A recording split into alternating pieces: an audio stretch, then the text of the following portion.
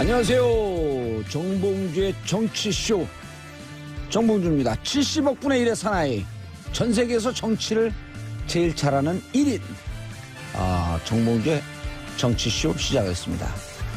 정치에 대한 거부감을 완전히 털어버리는 시간, 정치야 놀자. 예능보다 대세 정치, 정봉주의 정치쇼 시작합니다. 자, 정봉주의 정치쇼 광고 듣고 오늘 보다 빨리 본격적으로 시작하겠습니다. 원 기자의 원포인트 뉴스. 자, 원일희 기자의 원포인트 뉴스 세 번째 시간입니다. 네, 안녕하세요. 예. 원일입니다. 근데 원 기자님, 네, 뉴스를 가져오시려면 이런 거 가져와야 돼요. 어떤가요? 정치쇼가 처음 시작하는 날 512인가 했어요. 네. 팟캐스트. 네. 두 번째 날 67위. 아유, 많이 올라갔네요. 예. 봉도사님이네 역시. 그렇죠. 67위 갖고 놀면 안 돼요. 더 올라가야죠. 예, 어제는 박근혜 대통령을 사랑하는 사람들이 좋아하는 숫자 18위까지 올라갔습니다. 아, 그렇습니까? 예, 18인데 이게 18이라고 발음해야 돼요. 네, 조심해야 네. 됩니다. 네. 이건 기적입니다, 기적. 네. 근데 예. 정치쇼가 인기 있는 거는 저는 나쁘지 않다고 봐요. 왜냐하면 예. 정치인이 싫다 그래서 국민들이 정치를 외면하면 예. 안 돼요. 정치를 그럼요. 외면하면 못된 정치인이 나를 지배한다 그러지 않습니까? 예. 그래서 정치를 알아야 됩니다. 근데 그럼요. 정치를 국민들이 왜 외면한다고 보세요? 정치인들이 권위적으로 구니까 그렇죠. 아니에요. 정치인들이 말을 너무 어렵게 해요. 무슨 말인지를 모르겠어요. 말인지 막걸리인지. 예, 제가 26년 기자 생활을 하면서 정확하게 13년을 정치부를 예. 취재를 했고 지금도 이제 정치부 선임 기자로 일을 하고 있는데 예. 정치인의 말이 국민들이 무슨 말인지를 알게끔 너무 어렵게 해요. 그래서 저는 정치쇼 알 수 없게끔. 네, 그래서 우리 저 봉도사님도 정치인 출신이시지만 예. 저는 이제 정치쇼에서만큼은 정치를 좀 알기 쉽게 좀 설명해야 그러면 돼요. 중학교 2학년 학생이 이해할 수 있는 언어로 네. 얘기하라. 정치 재밌어요. 쳐다보고 그러면 있습니다. 네. 대세 정치 아닙니까? 네. 예능보다 정치. 자, 오늘도 여러분의 문자 기다리고 있습니다. 단문 50원, 장문 100원, 샵 103으로 여러분의 의견을 보내주시면요. 저희가 소개도 해드리고 어쨌든 끝난 다음에 다 봅니다. 여러분의 문자는 정봉주도 춤추게 만든다. 무슨 기사 가져오셨어요? 헌재죠. 정말 뭔가를 눈 빠지게 기다린다라는 표현 있지 않습니까? 예. 대한민국의 모든 기자들이 어제 헌재 앞에서 정말 눈 빠지게 기다렸습니다. 예, 학수고대하다. 네, 근데 우리 중학교 고등학교 때 배웠던 단어 생각나죠? Looking forward to. 그렇게 어렵게 말씀. 영어밖에 제가 예. 할 줄 아는 게 없습니다. 학수고대 이렇게 어려운 말 하지 마시고 예. 눈 빠지게 기다렸는데 눈 어제 빠지게. 3시에 평의가 열렸는데요. 예. 1시간 만에 끝났는데도 곧 발표할 줄 알았더니 발표를 안 했어요. 오늘 다시 열렸죠? 열린다고 아니요. 하죠? 3시에 또 열려요. 3시에. 예, 근데 예. 어제 1시간 만에 이게 이제 다 끝났는데도 발표를 안 해서 온갖 설이 지금 난무하고 있어요. 경론설, 설득설, 날짜 조정설. 근데 아하. 분명한 것은 확인된 건 아무것도 없고요. 경론설은 조금 거리가 있을 것 같은데 경론 붙게 되면 시간이 좀 오래 갈 텐데.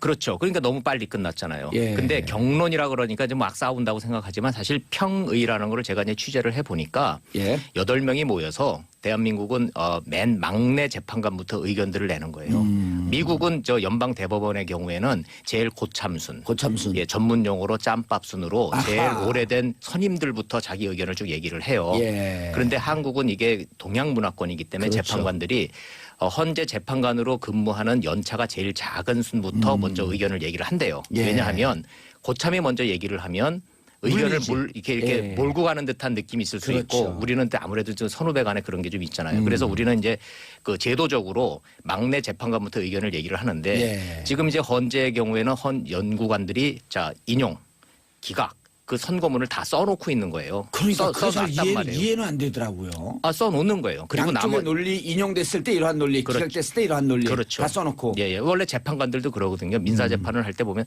재판 받아 보셨잖아요. 저는 법무부 출신입니다. 예, 재판 받아 다 아실 거 아니에요. 예. 그러면 이제 이게 애매하다, 어렵다 그럴 때는 원래 그 배석하는 판사, 막내 판사한테 판결문 좀 써와 봐라 이래요. 예. 자, 그럼 원고가 이기는 승소하는 판결문을 써오라 그러고 패소하는 경우에 판결문을 예. 써오라 그래요. 그러면 쓰다 보면은 재판관들이 논리가 정리가 되는 거거든요. 그러니까 원고, 피고, 패소 이 말이 어렵거든요. 네. 간단하게 이렇게 얘기됩니다. BBK로 재판받는 정봉주가 감옥 가는 선고문을 하나 써오고 그렇죠. 감옥 안 가는 선고문을 하나 써와라. 그렇죠. 이제 정봉주가 예. 감옥에 가야 되느냐 말아야 되느냐를 가지고 써오라 이거예요. 예. 그럼 써다 보면은 논리가 정립이 되는 거고 주심이 이제 최종적으로 이제 이걸 초이스를 하는 거예요. 선택을 하는 건데 지금 현재 8명이 전부 다 지금 의견들이 지금 분분한 걸로 좀 알려져 있단 말이에요. 그렇죠. 본인들도 몰라요. 예. 이제 고민하고 있는 건데 연구관들은 이미 다 써놨다는 거예요. 그럼 이제 그걸 논리적으로 이제 그걸 이제 해야 되는데 지금 이제 한 가지 가장 설득력 있는 이 늦어지는 이유. 예. 자, 이게 너무 후유증이 크다. 예. 인용이 그렇죠. 되든 기각이 되든 이게 지금 나라가 지금 절단나게 생겼다. 예. 어떤 경우가 됐든 가능하면 만장일치로 한번 가보자라는 기류는 그렇죠. 분명히 예. 읽혀요. 예. 그거에 대해서 부인하는 지금 헌재 안팎에 지금 저 말들은 없어요. 그럼 이제 들리는 얘기로는 지금 6대2 정도로 지금 이제 갈렸다는 것이고 그럼 나머지 2명을 설득하는 작업에 들어갔을 것이다. 설득이라기보다는 그 치열한 논쟁이 벌어지는 논쟁이 거기에서. 벌어지면서 우리가 만장일치로 안 가게 되면 나라가 극심한 그렇죠. 혼란에 빠질 수 있다. 예. 그걸 아하. 이제 뭐 그 법률 용어는 아니지만 스플리트 오피니언이라 해서 이게 쪼개진 의견으로 이게 이제 결정이 되면 예. 나라가 불행해지니 가능하면 좀 이렇게 좀 한번 해보자. 뭐 이제 이렇단 말이에요. 이런 식으로 지금 논의가 진행되고 있다는 건데 예상 시나리오만 보면은 이제 오늘 오후 3시에 다시 열려요. 그렇죠. 그러면 이제 오늘도 이렇게 막 오래 걸리지는 않을 것 같다는 거고 예. 끝나고 난 다음에 자 이제 언제 선고합니다. 오늘 한 6시쯤이면은 발표하지 않을까. 아하. 그래서 또 수백 명의 기자들이 그 앞에서 지금 눈이 빠지게 또 기다리고 있습니다. 예. 그러면서 이제 이런 얘기가 나온 거죠.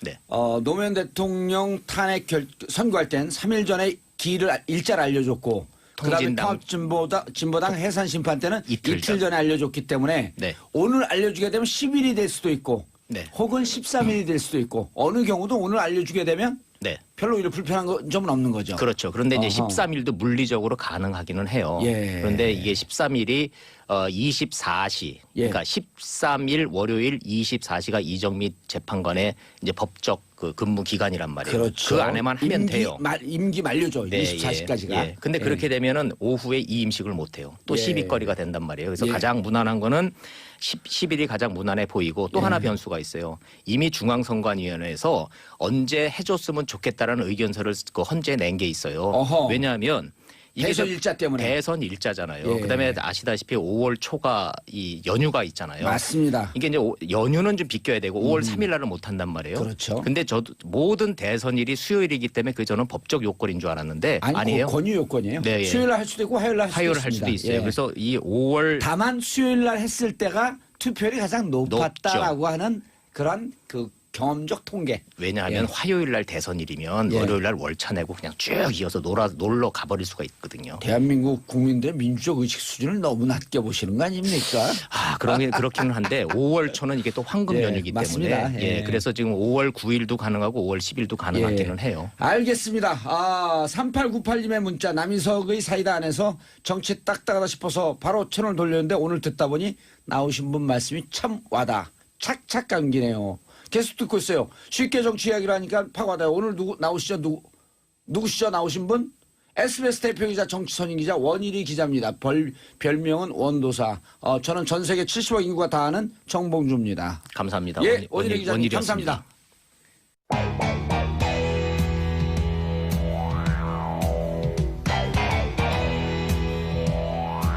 봉도사의 정치 흥신소.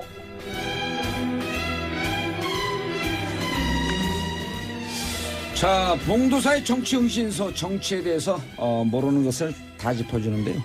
사실 우리도 잘 모릅니다. 그냥 아는 척하면서 짚는 것이 뭐. 자, 김어준 씨가 그랬다면서요. 이 방송계 4대 천왕.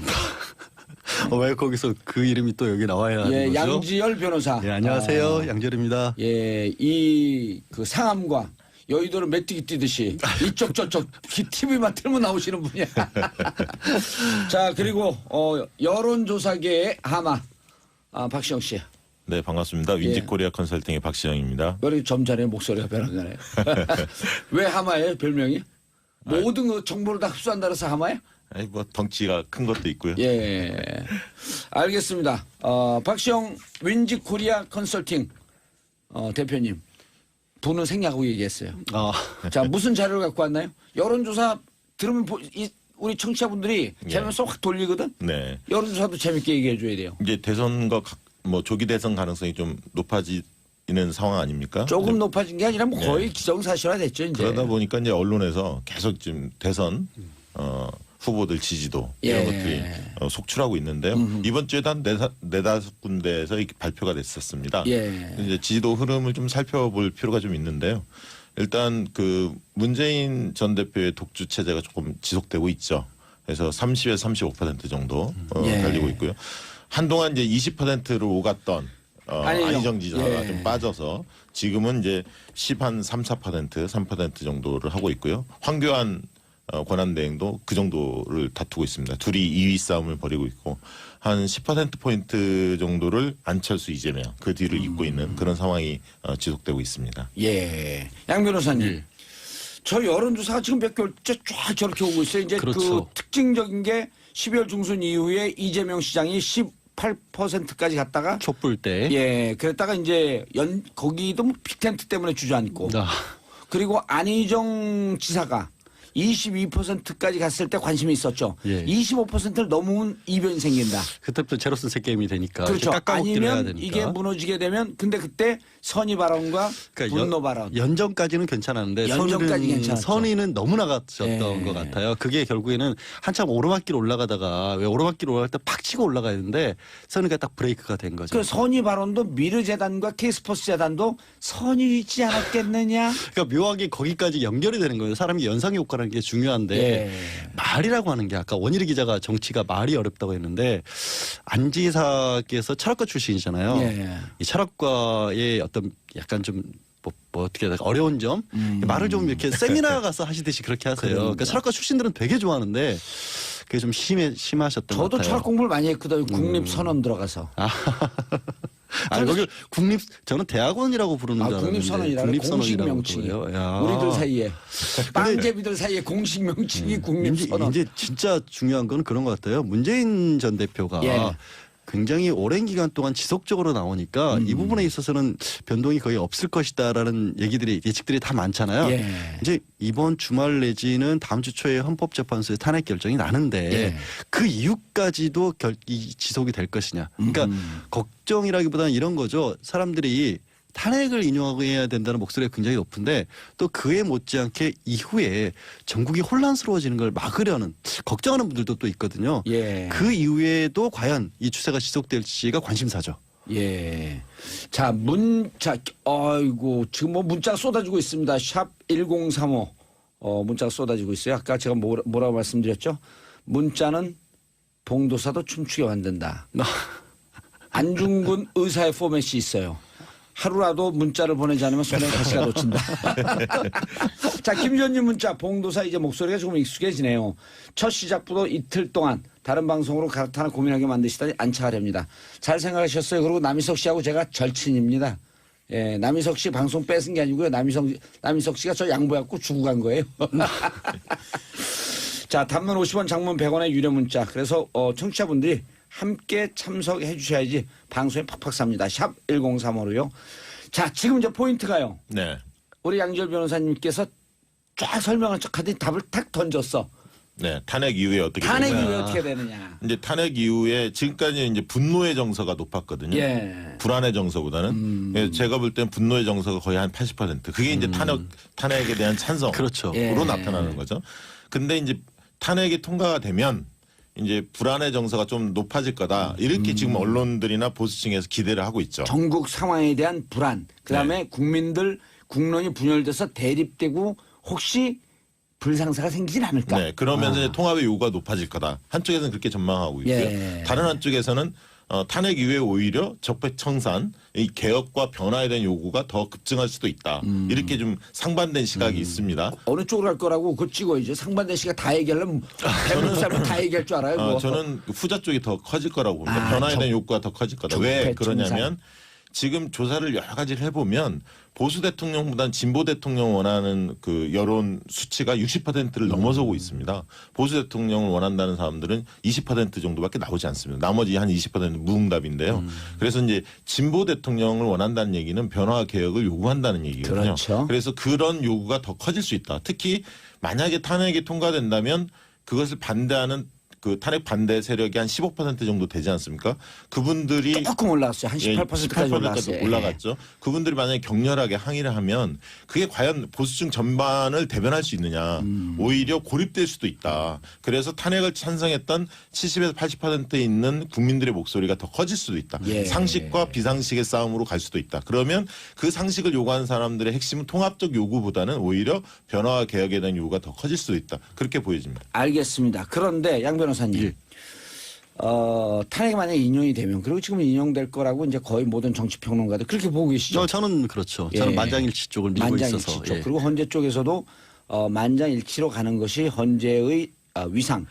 헌재 위상도 그렇지만요. 지금 국민 그 정치 상황. 그렇죠. 지금 예. 말씀하신 것처럼 헌재도 국론 분열이라는 것을 우려 안 할 수가 없을 겁니다. 그럼요. 그렇기 때문에 여기서 뭐 다수 의견, 소수 의견 나누면 소수 의견을 주시면 이게 반대하는 쪽에도 명분을 제공을 하는 거거든요. 이게 바뀔 수도 있었던 결과였다. 그런데 지금 나오고 있는 것처럼 뭐 수사가 잘못됐기 때문에 편파적이었기 때문에 정치적으로 억울한 일을 당했다. 이런 목소리들 계속 살아날 거거든요. 그럼 그렇죠. 국가에 뭐가 도움이 예. 되겠습니까? 한 명이나 혹은 두 명이 일부 소수 의견의 기각이 있으면은 그렇죠. 억울하다. 예. 난 당했다. 예. 엮였다. 그리고 헌법재판소에서 다수 의견, 소수 의견을 내놓는 이유가 있습니다. 그러니까 상황이 바뀔 수도 있지 않습니까? 시대 흐름이라는 게 있고 예를 들어서 뭐 간통이라든가 이런 것들이 계속해서 합헌이라고 하다 위헌 나온 게 예전에는 아직은 우리가 그걸 받아들일 때가 아니었다라고 하면서 하지만 시대가 바뀌면 이게 우리가 위헌이라고 할 수 있다. 지금은 소수지만 앞으로 다수 의견이 될 수도 있다. 그런 상황들을 이제 헌법재판소 시대 흐름을 반영해 주는 건데 그렇네요. 지금 상황은 그런 시대 흐름을 반영할 만한 상황이 아니잖아요. 네. 이게 그렇죠. 지금 시대가 지나면 국정농단이 괜찮다. 이 시대정신 말씀을 하시니까 한 말씀 보태면 예. 지금 경제 굉장히 어려운데 아, 그럼요. 시대정신 조사를 해보면 경제 활성화, 성장과 번영보다는 부패 척결, 정의와 공정에 대한 요구가 더 정의로운 높습니다. 사회. 정경유착 그거 예. 해설 그러니까 못하면 부패를 좀 척결하고 공정한 사회를 좀 만들어 달라. 그 다음에 먹고 사는 문제로 좀 가자. 네. 그러니까 먹고 사는 문제가 제일 심각함에도 불구하고 그만큼 정의와 공정에 대한 욕구가 높아졌다는 얘기는 그 요구는 비보수적 가치거든요. 보수 세력이 중시하는 가치보다는 진보 세력이 중시하는 가치에 좀 더 가깝죠. 그렇기 때문에 아까 그런 요구가 크게 바뀌지 않을 가능성이 높다는 거예요. 탄핵 이후에도. 네. 실제로 보수라고 불리는 분들도요. 지난 보수 정권 10년 동안에 그러면 경제는 나아졌습니까? 안보는 나아졌습니까? 살림살이 좋아졌습니까? 그러게요. 그런 쉬운 말이 있는데 제가 예. 또 안 달라졌잖아요. 오히려 보수를 지지하는 분들조차도 말씀하신 그런 문제 때문에라도 지금은 바꿔야 한다는 목소리가 높은 것 같아요. 그러니까 새누리당에서 친박에 대한 문제점을 지적하면서 나온 바른정당. 네. 그다음에 이제 친박하고 우리가 좀 결별을 해야 된다 그러면서 자유한국당으로 바꿨잖아요. 그러니까 건전하고 합리적인 보수적 마인드를 갖고 있는 분들도 저 거리 집회 저거 문제 있다. 네. 저 친박 그렇죠. 중심으로 가는 집회 문제 있다. 그러니까 한 방송에서는 아예 친박 집회라고 그냥 찍어버려요. 근데 그렇게 얘기를 했는데도 불구하고 예. 어젠가 저 자유한국당 일부 의원 한 58명 정도가 예. 헌법재판소의 탄핵을 기각 내지 각하해달라고 의견을 냈죠. 예. 그리고 친박 집회에서 새누리당 당명을 가지고 당을 또 만들겠다고 네. 이름을 차지를 했더라고요. 어떻게. 새누리당. 예, 새누리당 당명 안 예. 쓰니까 그 사이에 딱 등록을 해놨더라고요. 제가 팬카페 팬들 네. 23만 명, 23만 25만 명 그 가져본 경험이 있잖아요. 처음엔 지지하거든요. 네. 조금만 그들에게 싫은 얘기하면 바로 돌아서요. 그러니까 저 친박 집회하는 분들이 다 지지하는 것처럼 조금만 싫은 소리 하면 바로 안티가 됩니다. 근데 그런 걸 봐야 돼요. 근데 문제는요. 어쨌든 소수라도 예. 그분들의 지지는 확실하게 얻을 수 있다라고 생각하는 사람들이 또 있잖아요. 정치권에도. 그러니까요. 우리가 예, 국민 춘천의 김모 의원. 예. 국민 전체가 중요한 게 보수 세력이 아니다. 하나로 묶어내지 못하는 그런 그러니까. 상황이 지속될 수가 있습니다. 아니 이번 탄핵 대선은 이후에도. 예. 이번 대선 아주 독특하잖아요. 보통 대선 앞두고 진보는 분열하고 네. 보수 진영은 하나로 뭉치는데 이번에는 거꾸로 됐어요. 진보 진영은 좀 뭉치는 경향이 보이고 보수는 분열돼서 죽을 때까지 싸우겠다는 네, 그 태세고. 이번 대선은 다자구도의 가능성이 좀 더 높아졌다고 볼 수 있겠죠. 예. 어떻게? 그러니까 국민의당이 어떤 선택을 하느냐에 이제 뭐 그걸 봐야 할 것 같지만 국민의당이 민주당과의 통합을 할 가능성이 그렇게 높아 보이지는 않습니다. 예. 그 국민의당 지지층도 그렇게 바라지 않는 것 같고요. 원치 않고. 예, 그렇다면 이제 국민의당과 바른정당이 합할 수 있느냐 이런 부분이 김종인 의원 탈당과 관련해서 이제 뭐 시나리오가 나오고는 있지만은 어쨌든 최소 3자 구도, 4자 구도는 갈 것 같다. 왜냐하면 황교안 등 자유한국당 후보가 낼 수밖에 없고요. 그다음에 이제 정의당 같은 경우도 후보 독자 출마를 고집을 하고 있기 때문에 나중에 봐야겠습니다만 어쨌든 다자 구도 가능성이 높아졌습니다. 별로 의미는 없겠지만 김종인 의원이 탈당 선언했어요. 왜 별 의미가 없다고 그렇게 단정적으로 말씀을 하세요? 아니 이제 여론조사 결과. 예, 예. 아니, 아니, 그 근데- 대선판에 큰 영향은 없을 것이다. 근데 아마도 김종인 의원은 지금 어느 당으로 말씀하신 갈까요? 지금 본인은 지금 오늘 오전까지도 말씀을 하시기를 내가 당으로 들어가진 않겠다라고 했죠. 제3지대? 제3지대 얘기를 하셨죠. 어허. 그리고 아마 이런 기대를 하시는 것 같아요. 어쨌든 말씀드린 것처럼 자유한국당 내지는 그 자유한국당 내부에도 또 강렬하게 뭉쳐있는 분들이 있고 친박으로 뭉쳐있는 친박으로 분들. 뭉쳐있는 네. 분들이 있고 그쪽에서는 후보를 낼 수밖에 없잖아요. 향후에 다른 어떤 정치 기반을 만들기 위해서라도. 예. 그러면 이쪽이 굉장히 극단적이라는 얘기를 하면서 반대로 문재인 전 대표 쪽도 극단적이라고 아마 김종인 대표는 생각을 하는 것 같아요. 그 패권이다. 문재인 대표에 대해서는 자신의 얘기도 제대로 들어주지 않았기 때문에 뭐 무능하다거나 이런 쪽으로 보시는 것 같고 그러면 중간지대를 자기는 찾을 수 있을 것 예. 같다. 근데 아주 가능성이 없어 보이지 않는 게 사실 안철수 대표도 그런 거 생각하고 있는 거잖아요. 어떻게 아니 보면. 박지원 대표도 박지원 친박 대표도 그렇고. 친문을 제외한 중간지대에 그렇죠. 뭉치자라는 얘기를 했는데 그리고 안정지사가 사실은 이제 꺾였지만 예. 한때 20%를 넘을 수 있었던 것도 어느 정도 그런 목소리도 있는 건 맞거든요. 그렇죠. 이제 그런 예. 부분에 과연 얼마만큼이나 김종인 변수가 작용을 하느냐가 이제 향후에 탄핵 이후에 어쨌든 큰 변수는 전 될 수 있을 것 같아요. 큰 변수는 될 수 있을 것 같다라고 하게 되면 다른 방송하고 똑같은 얘기예요. 된다 안 된다를 얘기해 주셔야죠. 제가 원래 저도 영혼 여기 없는 말씀 안 된다 분명히 도사 그랬죠. 저는 제 그냥 주관으로는 예. 안 될 것 같습니다. 그럼요. 그런 얘기를 듣고 싶어 하는 거예요. 뭐 저도 비슷한 시각인데요. 예. 일단 김종인 전 대표에 대한 호감도가 높지 않습니다. 국민 조사를 해보면요. 호감도가 높지 않고 두 번째는 이제 그 새 결집을 해보겠다는 건데 제3지대에 나가서 예. 국민의당의 주요 기반이 호남에서 바른정당과 합치는 걸 탐탁치 않게 생각하고 있고요. 그다음에 국민의당 지지자들이. 지지자들이 예. 호남 중심으로. 그다음에 이제 안철수 의원 같은 경우에도 고립될 소지도 있습니다. 그렇게 해처모여 할 때. 그래서 안철수 지지라는 게 핵심이 새정치 좀 새로운 면을 기대한 건데 이 구시대 인물들하고 같이 하는 거에 대해서 과연 안철수 지지층이 동의하겠느냐라는 그런 측면들을 여러 가지 고려했을 때 파괴력은 크지 않을 거다. 그렇게 보고 있습니다. 자, 그럼 김종인 대표는 결국 제3지대 자유한국당으로 가진 않을 것이다.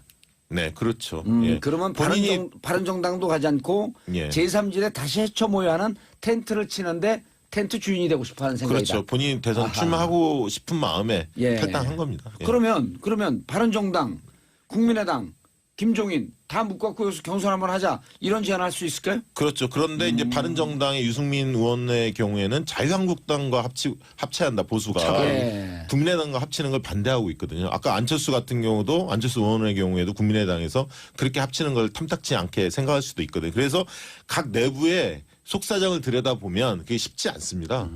이합 집산이. 예. 예. 앞으로 이 여론의 흐름 이제 그 탄핵이 딱 나면 아까도 이제 말씀하신 대로 네. 탄핵이 나고 난 다음에 문재인 대세론이 더 탄력을 받을 것이다라는 쪽으로 이제 박시영 부대표는 얘기했는데 어떻게 보세요? 저는 문재인 전 대표가 지금까지 보여줬던 행보가 그거를 이미 계산을 한 것 같아요.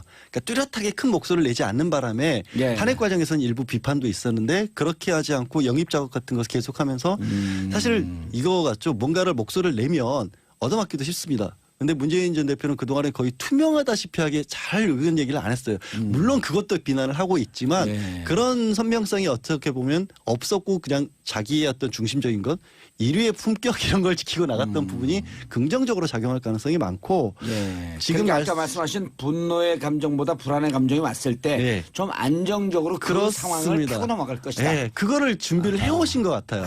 그렇기 때문에 영입 작업도 굉장히 여러 가지로 했었고 준비를 안 했는데 오늘 이 방송을 듣고 준비하지 않을까요? 호남 출신들도 많이 영입도 했지 않습니까? 그런 그렇죠. 부분들이 굉장히 예. 다 노림수가 있는 것 같았어요. 예. 예, 문재인 지지도의 특성을 보면 양과 질 모두에 있어서 상당히 양호한 느낌이 듭니다. 왜냐하면 업그레이드 됐죠. 양이야 뭐 다 알다시피 지지도가 높고 2위와의 격차가 크다. 이거는 누구나 알고 있는데 문제는 질적인 측면이거든요. 예. 질적인 측면에서 고정 지지층 계속 지지했던 사람들이 탄탄하게 받치고 있는 게 한 70% 정도를 차지하고 있습니다. 그러니까 거의 30% 중에서 한 20%의 지지자들은 계속 콘크리트 문재인을 지지자다. 계속 지지했던 사람이고요. 아하. 그다음에 계속 지지 의향, 앞으로도 안 바꾸겠다는 충성도가 굉장히 높습니다. 거의 80%를 유지하고 있고요. 그다음에 경선 참여 의향률에서도 응집력을 보이고 있습니다. 문재인, 이재명, 안희정 이 지지자 순으로 응집도가 조사 결과 나오고 있거든요. 문재인, 이재명, 안희정 순으로. 예, 지지층에서의 경선 참여 의향도는 그렇게 나오고 있습니다. 때문에 문재인 지지도가 양적인 측면 못지않게 질적인 측면에 상당히 견고하다 이렇게 보여집니다. 예. 마지막으로 예. 이제 민주당 경선 들어가는데 광주에서 어떻게 될지. 광주 호남 민심이 최근에 예. 여론조사에서 시간이 안희정 없으니까 지사가 짧게 한마디로. 문재인 쪽으로 가는 것 같습니다. 안희정 지사가 아니 1등 하는 거 뭐 대세라고 했잖아요. 예, 그렇죠. 몇 프로? 호남 지역에서 50% 넘겠냐 안 넘겠냐. 60%. 이야 딱 찍네요. 예, 저도 비슷한 의견입니다. 60%. 이야 아니 이분들 둘이 짜고 들어온 거 아니야? 저는 오늘 처음 뵀습니다. 아, 그래요? 들어와서 인사드렸습니다. 예, 사실. 좀 약간 안티 이미지예요. 아니 그건 아니에요. 자, 통째가 당당하셔서. 박정부 대표 양지열 변호사님 두 분 수고하셨습니다. 저는 잠시 뒤 2부에 뵙겠습니다.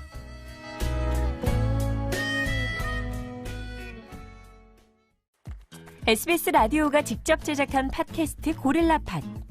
문화로 알아보는 연애 지침서 불법과외, 생생하게 살아있는 민초들의 이야기 떡국열차, 책도 읽어주고 여행도 보내주는 고품격 팟캐스트 체키라웃. 재미팟팟 고릴라팟, 고릴라 앱에서 만나보세요.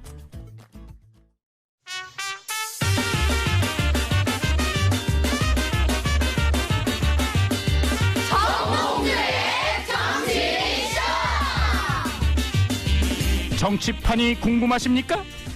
정치의 모든 것 103.5MHz 러브 FM 정봉주의 정치쇼.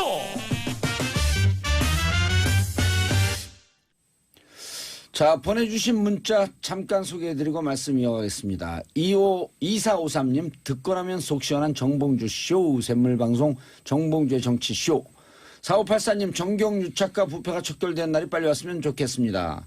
7502님, 대구에서 듣고 있어요. 다른 방송 음악 프로에서 옮겨왔는데 지루하지 않고 재밌네요. 이렇게 이민 오시는 분들 우리 환영합니다.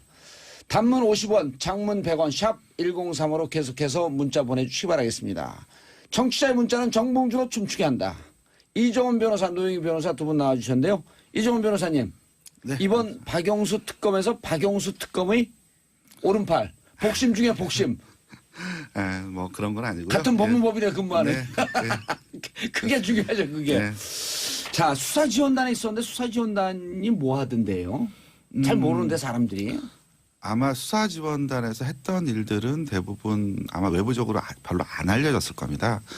그러니까 예를 들면 이제 윤석열 팀장님이 전체 검사, 파견 검사들을 총지휘하면서 그 검찰들 예. 수사를 이끌었듯이. 보스, 대장. 네, 그렇습니다. 이제 어방용 단장이라고 계세요. 그분을 예. 중심으로 한 수사지원단이 아. 예, 이 수사를 지원하는 여러 가지 업무들을 했습니다. 그분은 이름도 별로 안 드러났네요. 네. 지난번에 특검 발표하실 때 네. 뒤에 서 계셔서 인사 나눴죠, 사실은. 그 특검 보들 네 분하고 같이 서 계세요. 야, 이게 이렇게 숨은 그림자처럼 이렇게 천정 속에 숨어 있고 벽 속에 숨어 있고 그림자 속에 숨어 있고 그런 분들이네. 네, 너무 그 집에서 정말 모든 살림을 도맡아 해주시는 그런 분하고 같은 역할이시죠. 예, 이런 예를 들으면 옳지 않겠지만 숨어서 이 비선실세? 저격을 하는 닌자. 네. 그러니까 실제 수사와 모든 살림을 다 책임졌던 예, 그렇습니다. 예. 수사지원단이 있었기에 특검이 빚을 낼 수가 있었다. 그렇습니다. 이야, 괜히 좀 튀어 보이려고 살짝 깔때기 들이대시는 건 아니죠? 그런 건 아니고요. 예. 실제 이제 특검 처음에 사무실 입지 선정하는 문제, 예. 이제 그때 건물 구하기 굉장히 어려웠거든요. 이제 대규모 이 인원을 수용할 수 있는 사무실. 네, 적절한 위치에 예. 있는 사무실을 구한다든가 이런 부채부터 시작해서 그다음에 또 하나는 이제 그게 있어요. 이 특검 내부에서는 별도로 그 정보 그 그 메신저 시스템을 별도로 갖추고 있었습니다. 예. 그러니까 이전의 특검 같은 경우에는 이제 그게 없어가지고 예. 수사력 낭비가 굉장히 심했습니다. 무슨 말씀이냐면 이제 이쪽에서 예를 들면 조사를 치게 되면 그 외부망은 전부 다 끊어놓거든요. 그러니까 그 해킹 위험 인터넷이죠. 때문에. 그렇습니다. 그 인터넷이 아니라 인터넷 내부망만 딱 내부망, 만들어 놓은 거죠. 내부망 만들어 그 이미 이제 그 검찰에는 뭐 킥스라고 하는 그런 내부망 시스템이 있습니다. 근데 이걸 이식해 올 수 있는 그 상황이 아니었어요. 예, 그렇죠. 검찰하고도 통하니까 그렇게 그렇습니다. 되면. 아하. 그리고 또 하나는 기존의 그 특검 같은 경우에는 이제 그런 인트라망이 없었기 때문에 USB를 들고 그 검사들이 뛰어다녔습니다. 예, 따라서 아날로그 냄새가 팍팍 나네. 네, 이제 그런 상황이었기 때문에 그 수사력 낭비가 굉장히 심하다는 지적이 있었고, 그래서 저희가 특검 출발하고 이 준비하는 기간 동안 20일 동안 그런 망들을 만든다거나 아니면 저희가 여러 가지 정보들, 그러니까 예. 외부의 첩보들 같은 것들이 제보들도 많이 들어오고요. 또 아마 신문 기사나 이런 걸 통해서 의혹에 관련되는 여러 가지 기사들도 있습니다. 예. 이런 여러 가지 정보들, 그러니까 저희가 또 필요하면 직접 외부에 나가서 그 외부의 이제 제보자들 직접 예. 만나기도 하고요. 이런 거와 관련된 각종 그 정보 보고를 예. 총 취합하는 내부 정보 총합 시스템이 따로 있었고요.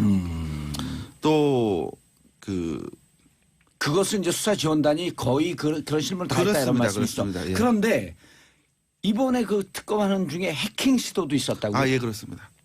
예. 누가 했을까? 모르겠습니다. 그건 잘 모르겠으나 어쨌거나 외부적으로 해킹하려고 하는 시도가 있었고. 그럴 때 어떻게 대응을 했어요? 근데 사이버 수사단에다가 신고했나요? 아니요. 그러니까 이제 거기까지는 저희가 그 신경 쓸 여력이 없었고 예. 분명했던 건 뭐냐면 저희가 그 내부 그 방화벽을 아주 철저히 쳐놨기 때문에 외부에서 뭔가 접속하는 시도가 있다면 예. 우리 망으로 접속하려고 하는 시도가 있다면 사전에 바로 차단을 했습니다. 아하. 예. 노영희 변호사님, 네네. 저기에 접촉하려고 그러니까 북한 측 소용일까요? 아닐 것 같아요. 북한은 아닐 것 같고 예. 제가 보기에는 보이지 않는 비선 실세 쪽에서 하지 않았을까 에스모 생각합니다. 그룹 아니었을까 하는 생각도 좀 들고. 매우 위험한 발언을 막 하시네요. 에스모 그룹이요. 예. 신일 그룹. 순실? 순일 그룹. 순실 그룹? 예. 예, 그런데 수사할 때 지금 이렇게 편히 얘기를 하시지만 네네. 70일 동안 금주령 내렸고 네. 술도 못 마셨고 어제 다른 방송에서 살짝 진짜 안 드셨어요. 그러니까 그 눈을 딱 이렇게 깔면서 마치 죄스러운 표정으로 집에 가서 한 잔 마신 듯한. 자, 그런데 잠복 근무도 수시했다고. 그렇습니다. 예, 그러니까 실제로 저희가 이제 아주 굉장히 중요한 참고인 예. 뭐 이런 분들의 진술을 얻어내야 되는데 이분들이 연락을 끊거나 그러면 이제 그분을 어떻게든 만나서 뭐 설득을 해야 될 필요도 있고 하기 때문에 예. 뭐 그렇다고 하면 그분을 만나기 위해서 또 그쪽 주소지를 추적을 해서 그 앞에 장기간 대기하고 있거나 이런 일들이 있었죠. 그런데 이제 아까 제보 말씀하셨는데 노영 변호사님 그거 아세요? 새벽 4시에 롯데 호텔로 갔다는 거예요. 네네. 그냥 갔더니 허탕? 그건 무슨 얘기예요? 그날 아마 그 외부에 별도의 압수색을 하러 가는 날이었어요. 그래서 압수색, 전문용어로 압색. 압색 하는 날이었죠. 그래서 이제 팀들이 다 짜여 있었는데 갑자기 새벽 4시에 연락이 왔습니다. 위에서. 그래서 지금 급하게 어딜 가봐야 된다. 그래서 무슨 일이냐 그랬더니 그 미주의 모 한인 신문에서 그 세월호 6시간, 7시간 당시에 박 대통령께서 그 롯데호텔 36층에 뭐 시술을 받았다. 예. 뭐 이런 제보가 있다. 예, 미주 무슨 언론이 썬데이 저널이죠. 그런 건 얘기하셔도 돼요. 하여튼 그런 예. 그 일이 있어가지고 그 새벽에 특별수사관 3명이 긴급 파견됐습니다. 예. 그래서 호텔 현장에 갔었고요. 그다음에 뭐 CCTV 예. 혹시 확보할 수 있는지라든지 또 당시의 근무 일지라든가 이런 걸 확인하고 당시 근무자들하고 직접 면담을 하고 세월호 7시간 2014년 4월 16일 오전에 대통령이 거기를 왔었다라고 하는 보도가 나왔던 거죠. 예, 그렇습니다. 예. 그러니까 사실 뭐 언론에 나와 있는 부분들도 부분적으로 오보들도 있고 그다음에 저희 그 수사 지원단으로 들어오는 각종 제보나 아니면 진정서, 탄원서 이런 것들이 굉장히 많았거든요. 예. 이제 이런 것들도 혹시 그 안에서 정말 그 별처럼 빛나는 저에게 정말 중요한 결정적인 그 증거들이나 증언들이 있을 수 있기 때문에 이제 그게 허위인지 진실인지를 사전에 걸러내야 될 필요가 있습니다. 이제 이런 것들을 사전에 걸러내고 혹시나 의미 있다고 보여지면 실제로 그 팩트를 다시 체크하고요. 다시 확인을 해서 그걸 다시 정보보고로 만들고 그래서 그걸 다시 그 수사팀에 예. 넘겨주는 그런 그때 역할. 갔더니 일단 오보였죠? 예, 그렇습니다. 잘못된 제보였었죠. 네. 예. 실제 거기 말했던 36층은 연회장으로 사용되고 있었고요. 아 그래요? 예. 거기로 한강떠돌소문은 그 자리에 이른바 국가 요인 한 명이 쉴 수 있는 방이 있었다. 그건 아니었습니다. 실제 가서 저희가 연회장이었었어요? 네, 연회장이었고 거긴 방이 없었고요. 그 층에는. 거기다가 긴급하게 연회장으로 바꾼 건 아니고? 그건 아니었습니다. 예전부터 계속 그 사용했다는 그 내용들을 확인을 했고 예. CCTV는 물론 이제 이미 시간이 지나서 확인할 수 없었고요. 다만 이런 부분들은 확인이 됐었으면 뭐냐면 그 예를 들면 VIP가 호텔에 오게 되면 직원들 사이에서 이제 그런 VIP가 이제 오셨을 때 대응하는 매뉴얼들이 있어요. 그러니까 이제 그게 가동이 돼야 되는데 이제 그게 당일날은 가동된 바가 없는 거죠. 뭐 이런 여러 가지 내용들을 봐서는 이거는 뭐 믿을 수 없는 정보구나. 뭐 이렇게 해서 허탕치고. 알겠습니다. 정봉재 정치쇼는 전문가들끼리만 하는 우리들만의 리그가 아니고요. 우리 청취자분들이 함께 참여할 수 있는 그런 소통을 중시하는 프로그램입니다. 이차이님, 이정원 변호사님 정말 역사를 위해서 길이길이 훌륭한 큰일을 하셨습니다. 그랬어요? 저는 별로 한 게 없는 것 같습니다. 수고 많으셨습니다. 감사해요. 이런 문자 오셨고요. 샵 1035로 문자 보내주시기 바라겠습니다. 그럼 저희가 계속 읽어드리겠습니다. 그리고 그게 참여하는 거예요. 그리고 단문은 50원, 장문은 100원. 이게 많이 들어오게 되면 제 출연료가 또 조금 올라갈지도 모릅니다. 자, 수사지원단 얘기는 좀 정리하고요. 어때요? 그 특검에 나오신 분들. 이제 다 제일 궁금한 게 우병우 수석, 김기춘. 뭐 이제 김기춘은 구속이 됐기 때문에 우병우 수석 얘기를 어쨌든 조금 더 얘기를 해야 될 것 같은데 노 변호사님. 네. 우병우 수석에 대해서 좀 아세요? 우병우 라인이에요? 저는 우병우 라인에 끼고 싶었는데 못 껴가지고 그런 못 껴서 괴로워하는 분들을 많이 알고 있죠. 나는 네. 끼고 싶어. 나 그러니까. 꼈으면 복권 시켜줬을 텐데. 인생 새옹지마입니다. 예. 우병우 수석이 그 특검에서 네네. 같은 변호사시고 또 이제 특검 헌재 전문 변호사니까 네. 일부러 하는 것 같아요? 못한 것 같아요? 뭐 두 가지가 좀 섞여 있지 않나. 사실 그 이정원 변호사 같은 특검 관계자들의 얘기는 수사의 진행상, 절차상 우병우 수석을 수사할 수 없는 시스템이 있었다, 뭐 구조적인 문제가 있었다 이런 얘기를 했어요. 예. 그게 이제 다른 분들을 먼저 수사해야만 우병우 수석에 대한 그런 혐의점들을 확인해서 다시 제대로 수사할 수 있기 때문이었다 이런 얘기를 하고 있는데. 약간 양상치 같은 얘기죠. 예, 사실 저는 그 말을 다 믿지는 않고요. 그 말은 50%가 정답이에요. 믿습니다. 정답이에요. 예, 그리고 예. 아마도 제가 듣기로는 특검 내부에도 당연히 우병우 라인이 좀 계셨던 걸로 알고 있고 그럼에도 불구하고 본인들이 이제 정확하게 제대로 공정하게 수사하려는 노력을 했던 것도 했다. 사실이고 예. 두 가지가 다 있는 것 같아요. 솔직히. 반론하세요. 오늘 여기 청문회 자리에서 살아나가기 쉽지 않습니다. 어제도 말씀드렸듯이 혹시나 그렇게 비칠까봐 특검 내부에서는 굉장히 많이 걱정했고 그리고 그걸 위한 여러 가지 그 장치들을 갖고 있었던 건 분명합니다. 기운은 어땠어요? 정확하게. 그러니까 우병우에 대한 어떻게 해야 된다. 그러니까 정말 어제 뭐 다른 방송에서 또 저한테 개인적으로 20명 검사 내가 살면서 가장 독한 사람들을 봤다. 근데 그분들이 우병우 잡아야 된다라고 하는 결기가 분명히 느꼈어요. 그럼요. 예, 그러니까 거기까지 쳐야 된다라고 하는 의견이 분명히 존재했고요. 레알? 예, 그렇습니다. 레알? 예. 그러니까 필요하다면 검찰 내부까지도 수사가 필요하다라고 하는 거에 대해서는 검찰 내부까지. 네, 그렇습니다. 그거에 대해서는 특별한 의견은 없었던 걸로 알고 있습니다. 근데 그 말씀이 좀 맞기도 하고 안 맞기도 하는 게 이번에 오늘 뭐 모두까지 왜 그래요? 아니 이번에 우리가 이제 우병우 수석을 당연히 기소는 못했지만 드러난 사실 중에 하나가 예를 들면 김순환 검찰총장과 뭐 20번 이상 통화했다는 내역이라던가 그렇죠. 그 또 뭐 7월과 9월 사이에 그 검찰과 한 통화가 1000통화쯤 된다. 네, 그 법무부에는 또 그분하고 또 1000통화 예. 넘게 했다는 통화 내역 수사국장, 예, 예. 그 라인이 좋아요. 그런 것들을 전부 종합해 봤을 때 예. 그분들 사실 검찰의 완전 수뇌부 아니겠습니까? 그분들을 직접적으로 이 밑에 있는 특별수사관이나 이 파견나오는 검사들이 아무런 사심 없이 정말로 정의감에 똘똘 뭉쳐서 그분들을 수사할 수가 과연 있었을까? 현실적으로. 저는 현실적으로 지금 말씀드리는 거예요. 제가 노영희 변호사를 좋아하는 이유입니다. 반론하세요. 일단 이게 상황하고 계셔 지금. 아니요. 눈을 저 쳐다보고 얘기하세요. 저를 못 쳐다보시는데요. 그런 문제는 아니고요. 굉장히 부담스러운 수사는 분명합니다. 특히나 그러면 권력의 정점에 있었는데. 네, 그렇습니다. 그러니까 그런 분들에 대한 수사가 진행이 되려고 하면 다시 한번 말씀드리자면 굉장히 그 주변부터 차근차근 충분한 증거들이 쌓이고 그걸 위한 준비가 돼야 됩니다.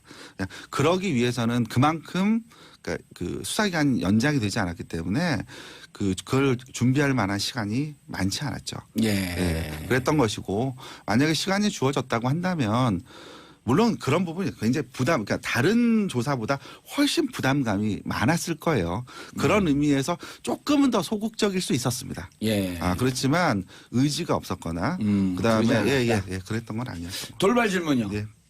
최순실 자진 입국했어요. 네네. 근데 그때 특별수사본부가 있었는데 공항에 가서 체포하지도 않았고 핸드폰 압수수색하지도 않았고 그것에 대해서 특수수사본부를 한번 좀 조사해봐야 되겠다 이런 생각 안 했어요? 그러니까 그거를 그때 증거인멸 다 했을 텐데. 그러니까 이제 특검 내부의 분위기는 그렇죠. 뭐냐면 당시에 당시에 바로 체포해서 그 휴대폰을 압수했다면 그랬다고 한다면 수사가 좀 더 쉬웠을 것인데 왜 그렇게 하지 않았지? 하는 거에 대한 의문은 분명히 있었고요. 그건 검찰이 아니죠. 알았지. 그건 숫자 수사하는 얘기죠. 그리고 그다음에 결국은 그와 관련해서 가장 그 의심의 고리가 있는 분이 전 우병우 전 수석으로 지목이 되지 않습니까? 그러면 결국 이제 우병우 수석에 대한 조사가 이루어져야 되는데 이제 뭐 예를 들면 우병우 수석을 불러서 뭐 그런 일이 있었습니까라고 하면 당연히 부인하겠죠. 그러면 그 부인을 깰 만큼의 다른 증언이나 다른 증거들을 저희가 확보한 상태여야 그 다음으로 저희가 진행할 수 있었다는 거죠. 근데 저희가 그런 내용을 진행할 만큼의 증거는 그 당시에 확보하고 있지 못했다. 네. 노 변호사님. 우병우 수석을 조사하라고 특별수사본부 우병우 친구 윤갑군 대구 고검장을 임명했어요? 누가? 김수남 총장이. 네, 그랬죠. 이거 짜고 치는 고스톱 아니에요? 뭐 사실 근데 그 당시에 우병우 수석이 19기였기 때문에 검찰 내부에서 또 19기 이상 되는 분이 좀 맡아줘야 되는 거 아닌가라는 얘기가 있었기 때문에 사실 그분 말고 다른 분들 같은 경우는 좀 기수 낮고 또 여러 가지를 수사하는데 좀 부적절하다는 의견도 있었어요. 그래서 사실은 좀 팀장을 찾기가 어려웠을 수도 있을 것 같아요. 아니 근데 제가 이제 왜 여쭙냐 하면 그때 우병우 소환 안 했잖아요. 윤곽금. 그다음에 수사의 초동 단계 ABC라고 하는 핸드폰 압수 안 했잖아요. 그다음에 핸드폰 이 전화 조회도 안 했잖아요. 그렇죠. 통신 내역 조회는 안 했고 통신 내역 조회 안 했고 소환 조사는 했는데 팔짱 끼고 있었고 뭐 이런 상황이었죠. 통신 내역까지 조회했으면은 2016년 6월서부터 8월까지 약 1,000통 가까운 통화를 검찰 수뇌부하고 했다? 그때 찾을 수 있었던 거 아니에요? 저희는 그렇게 보고 있는데 이제 그 당시에 검찰 특수본에서는 뭐라고 얘기를 하고 있느냐면 우병우 전 수석에 대한 개인사를 수사 중이었기 때문에 통신 내역을 확인할 필요성은 없었다 이런 식으로 좀 말씀을 하셨죠. 그거는 막걸리죠 말이 아니라. 자 저렇게 상황이 뻔하고 우리처럼 민간인들 잘 모르는 분들도 윤곽근 봐주기 수사한 거 아니야? 윤곽근 왜 소환 안 하셨어요? 오늘 곤란하시겠습니다. 아니 제 검사 같죠 제가. 그러니까. 자세도 딱 지금 삐딱하게 앉아 있어. 상당히 건방져 제가.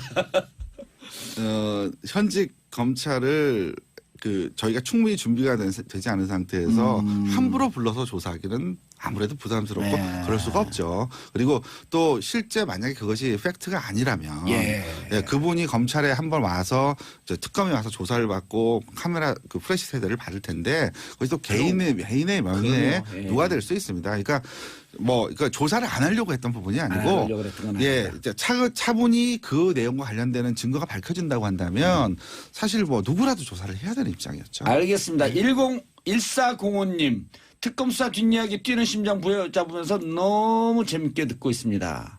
8456님 박영수 특검 자택앞 시위로 박 특검 부인이 쓰러졌다는 기사를 봤는데 이정원 변호사님 대체 경찰은 왜 저렇게 손 놓고 있는 걸까요? 질문하세요. 답변하세요. 오늘은 질문들이 참 어렵네요. 네. 이와 관련해 가지고 특검 내부에서도 특히나 잠깐만 일단 쓰러지신 건 맞아요? 그거부터 확인해 주셔야죠. 이게 건강이 좀 안 좋으신 건 맞습니다. 건강 안 좋으신데. 건강이 안 좋으신데 네. 이 막 와갖고 이 쇠파이프가 하고 그러니까 좀 충격받거든요. 그렇죠. 저희 동네거든요, 사실은 그 동네가. 저는 지나가면서 봤습니다. 그 시위하시는 것도 봤고, 그 계속 계속해서 살벌하게 하죠. 예, 너무 무섭게 하시더라고요. 근데 뭐 이제 집회 시위 자유가 있는 거니까 그럼 보장은 해야 되겠지만 그 선은 좀 지켜서 하는 게 맞지 않나 생각합니다. 아니 예를 들어갖고요. 제가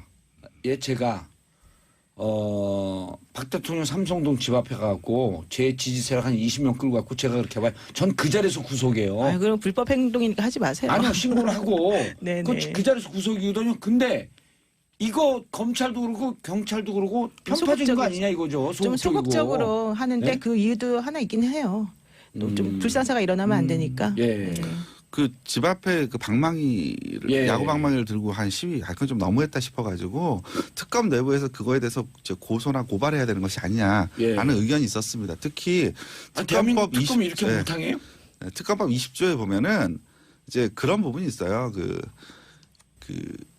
특검의 수사를 방해할 목적으로 위계 위력으로 특검 수사를 방해하려고 한 자에 대해서는 5년 이하의 징역을 처하도록 하는 별도의 처벌 규정이 있습니다. 그래서 혹시 이걸로 저희가 그러니까 이거는 저희가 특검의 수사 대상 자체는 아니기 때문에 뭐 저희가 직접 수사할 수 있는 문제는 아니고 결국 일반 검찰에 이 부분에 대해서 고소 고발을 해야 되는 것이 아니냐라고 하는 의견이 있었습니다. 예. 특검님께서 그렇게까지 하는 건 좀 부담스럽다라고 해가지고 그 고발 조치는 안 한 걸로 알고 있고요. 다만 그 집 앞에 이제 아마 그 3월 28일까지인가요? 계속해서 집회 시위 집회 신고가 돼 있다고 합니다. 3월 28일까지. 네. 그래서 고통스럽네. 그래서 이제 그거 집회를 못 하도록 해달라는 가처분 신청은 했죠. 뭐 다른 그거는 뭐 특검님 개인이 좀 약간 피곤하다 뭐 이걸 떠나서 예. 주변 이웃들한테 너무 죄송하다고. 너무 죄송하죠. 네. 제가 방송만 안 하고 있으면 제 미고스 보내갖고 같이 맞불집 해놓는 건데 또 그럴 수도 없고. 그런데 이제 특검이 이 수사 내용이 반틈의 성공, 반쪽의 성공을 남겨놓고 검찰로 넘어갔어요. 네. 검찰이 이랬으면 좋겠다. 이 정도는 좀 했으면 좋겠다. 막 지금 호들갑을 떨어요. 뭐 31명 구속했다, 뭐 했다 그러면서. 근데 저는 검찰에서 잘할 거라고 봅니다. 지금 이제 특검하고 어쨌거나 검찰이 잘할 거로 본다. 예. 채널 돌리는 소리 막 들려요. 특검하고 비교가 안 될 수가 없을 거거든요. 그러니까 특검이 지금까지 해왔던 그 짧은 기간 내에 했던 성과라든가 이런 부분들을 보고 과연 반드시 그와 계속해서 비교될 수밖에 없습니다. 예. 그리고 검찰이 제대로 하지 않으면 또다시 특검법이 발의될 수밖에 없을 것이고요. 그다음에 검찰이 가장 두려워한 부분 중에 하나가 공직자 비리수사처 그렇죠. 같은 공비처. 공수처. 만들어지는 예. 여기에 절대 반대하고 있는데 이제 그런 것들을 막아내는 논리 자체가 공색해지게 되는 것이죠. 잘해야 그래서 된다. 네. 잘할 거다. 네. 9675님이 또 이런 질문해 주셨어요. 이 변호사님 답변해 주세요. 특검 내에도 친박으로 분류되는 분은 안 계셨는지 궁금합니다. 박 씨가 없었나요? 뭐 이 부분은 분명히 있었습니다. 일단 박시성을 갖고 있는 분 먼저 물론 박영수 계셨죠. 특검님 박씨 아닙니까? 눈앞에서 놓쳤네. 그 친박 아니시죠? 박영수 특검님이요. 일단 사실은 정치적인 부분에 대해서는 이거는 정치적인 부분 특히 뭐 그러니까 성향이 보수인가 사실 이런 문제는 예. 특검의 입장에서는 중요한 문제가 아닙니다. 이게 특검은 사실을 확인해서 잘못한 사람을 기소하겠다 예. 하는 것, 그 진상을 확인하는 것이 특검의 역할이고요. 다만 이제 특별수사관들 인선 과정에서 그런 부분들은 있었습니다. 네. 이제 다른 데서 조금 지나치게 좀 한쪽에 치우친 예. 그런 발언을 하였다거나 그런 정치색을 갖고 계신 분들은 인선 과정에서 일체 배제를 했습니다. 예. 네. 그래서 중립적인 팩트 네. 중심으로 예. 추적을 했다. 네. 예. 자부심이 있어요? 네, 전 자부심을 갖고 있습니다. 예. 눈에 이렇게 자부심이 뚝뚝 떨어져요.